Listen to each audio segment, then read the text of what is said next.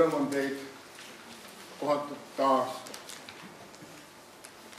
selle nii olulise probleemi käsitlemisel. Suur tänu Mare Tagaperale, kes nii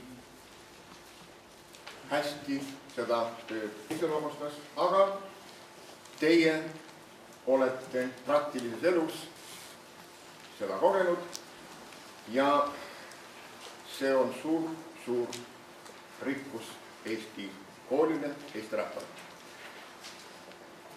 Nagu mainitud, tõesti Teaduste Akadeemiad tegelevad nii Rootsis kui Prantsusmaal. Meil oli õnne pärast seda, kui Michel Rocard, Euroopa Komisjoni ekspertgrupi esimees, ehitas raporti Euroopa Komisjonile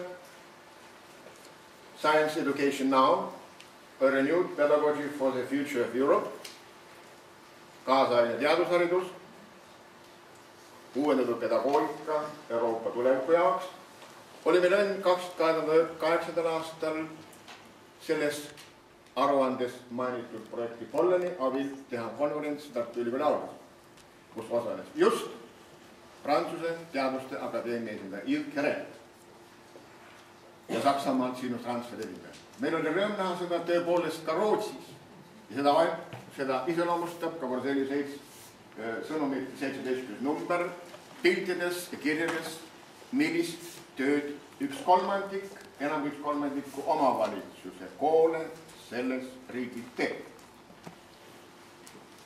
Seda on rõõm näha, et seda tehakse ja selle eesotsas seisis 1996. aastast ka üks Eesti mees, Tõive Kivikas, Albert Kivikase poeg. Mul on hea meel, et Tartu Ülikooli professor Toomas Tenno, kelle artiklid on paljudes numbrites Borselli sõnumites, on ennast salvavalt seda edendanud 2001. aastas ülikoolis.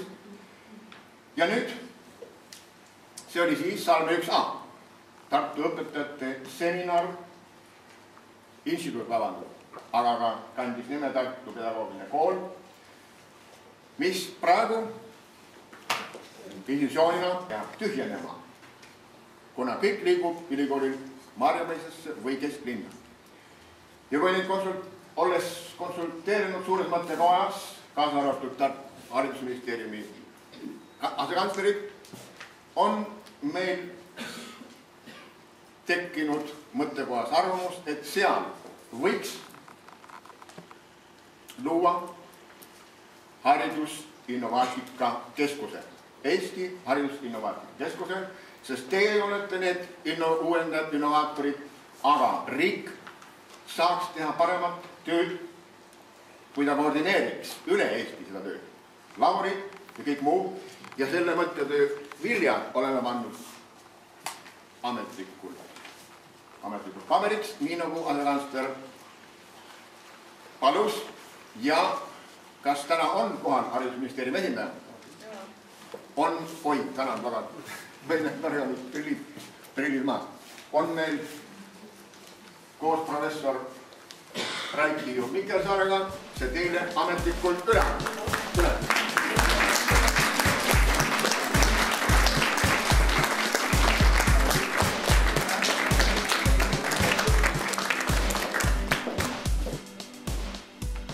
Ja võib-olla isegi näidis lasteaed, sest teie, nagu ma siin näen, suures osas olete ikkagi just selle valdkonna õpetaja. Ja on mul ülimalt rõõm näha, et see tegevus, mis on nii paljud aastate jooksul olnud viljakas, on leidnud uurimust, võrdlust algklassides teiste õpilastega. Ühed, kes läbisid aastaõppelasteaias, teised, kes seda ei teinud. Ja kui ma vaatan tulemusi, siis Silja Kaur Pärnumaal oma uurimuses seda viljakalt näitab. See on fenomen, mis on leidnud uurimuslikku vähemust ja nagu me oleme senini ka teie paljusid entusiaste oma tunnustussüsteemiga Laurea Forcellana tunnustanud, siis täna on hea võimalus anda Forcelliusse Ignacio medal,